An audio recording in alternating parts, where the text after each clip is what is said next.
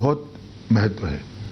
जो भी सरकार चुन कर आए उसको देश के हर हिस्से से समर्थन प्राप्त हो और सरकार स्थिर और पूर्ण बहुमत की हो, क्योंकि सरकारें अंततोगत्वा संकल्प पत्र या घोषणा पत्र के आधार पर चुनकर आती है।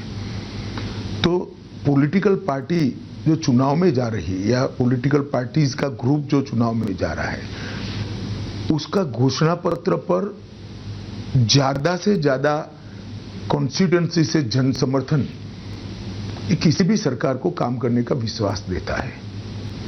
और स्थिरता न केवल देश, दुनिया भर में हमारे देश की 130 करोड़ की जनता की जो इच्छा है इसकी व्याख्या करती है। तो मैं मानता हूं हमारे 400 पार के नारे को विपक्ष ने हमेशा की तरह एक शॉर्ट साइट, उनकी जो बहुत कम दूर की दृष्टि होती है, इससे देखकर इसको पॉलिटिसाइज करने का प्रयास किया है।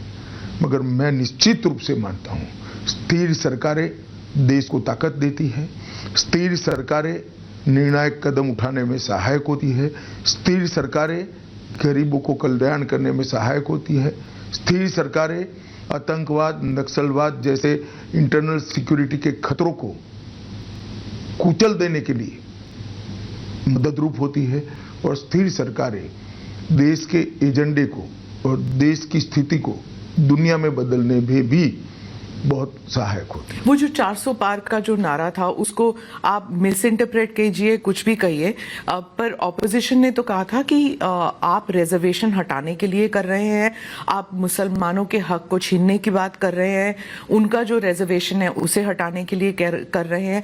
ये बात ग्राउंड लेवल तक जा चुकी थी।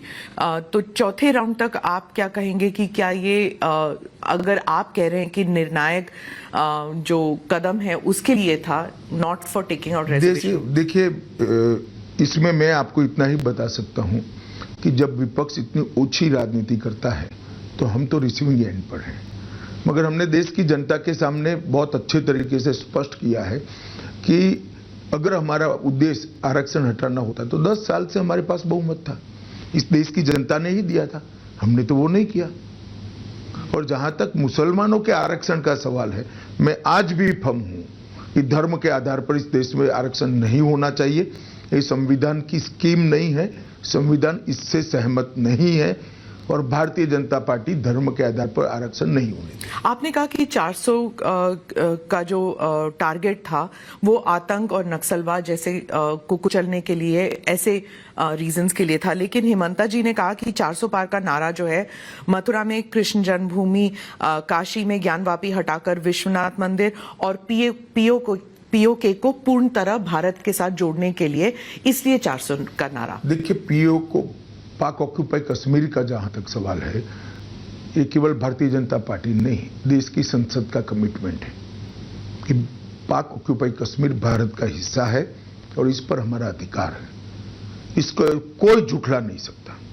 ये आज जो फारूक अब्दुल्ला जी और कांग्रेस के नेता कह रहे हैं कि पाकिस्तान के पास एटम बम है, तो उनको सम्मान करिए, पाक ऑक्यूपाई कश्मीर का डिमांड न करिए। मैं उनको पूछना चाहता हूं कि 130 करोड़ की आबादी वाला, जनसंख्या वाला एटॉमिक पावर भारत, ये महान देश क्या किसी से डरकर अपने अधिकार जाने देगा? किस प्रकार की सोच है?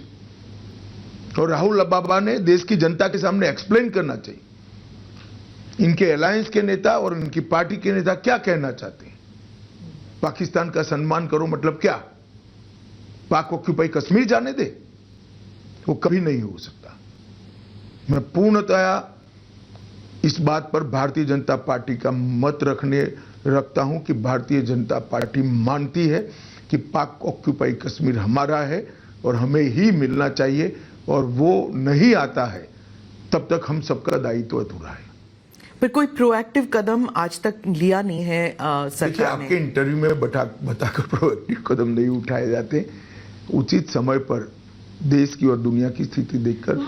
मगर ये हमने हमारा एक लक्ष्य तय किया है। पर वहां पर पहली बार वहां पर आजादी के नारे लग रहे हैं, वहां पर भारी तादाद में पाकिस्तान फौज भेज रही है वहां पे जो अपराइजिंग है उसे कुचलने के लिए, और भारत की तरफ से कोई मतलब चाहे सरकार हो या फिर कश्मीरी लीडर्स हैं वो कुछ नहीं कहते। जब भारत में ऐसे पथराव होते थे, प्रोटेस्ट होते थे, वहां के राजनेता हमेशा कहते थे हम वी आर विद यू, हमारी नैतिक जिम्मेदारी है आपको सपोर्ट करना। देखिए, वहां के डिस्प्यूट्स के आधार पर पाक ऑक्यूपाई कश्मीर का हमारा अधिकार हम जताना नहीं चाहते।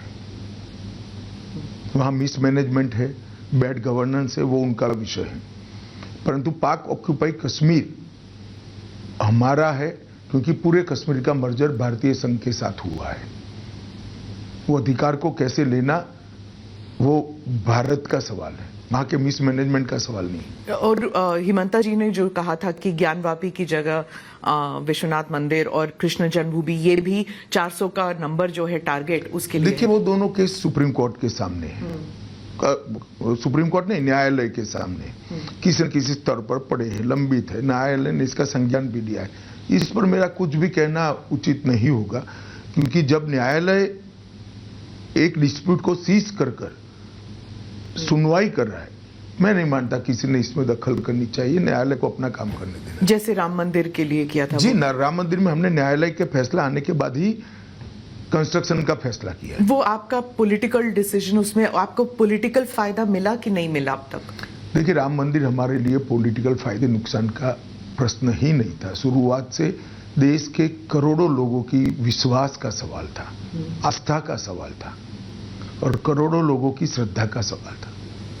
पर जब आपके सिर्फ आपके नहीं, जब भी बीजेपी के जो कैंडिडेट्स हैं उनके जो कैंपेन्स होते हैं तो नारे तो लगते हैं, जो राम मंदिर लेके आया हम उन्हें लेके आएंगे। देखिए, वो नारे जनता लगा रही है ज्यादातर।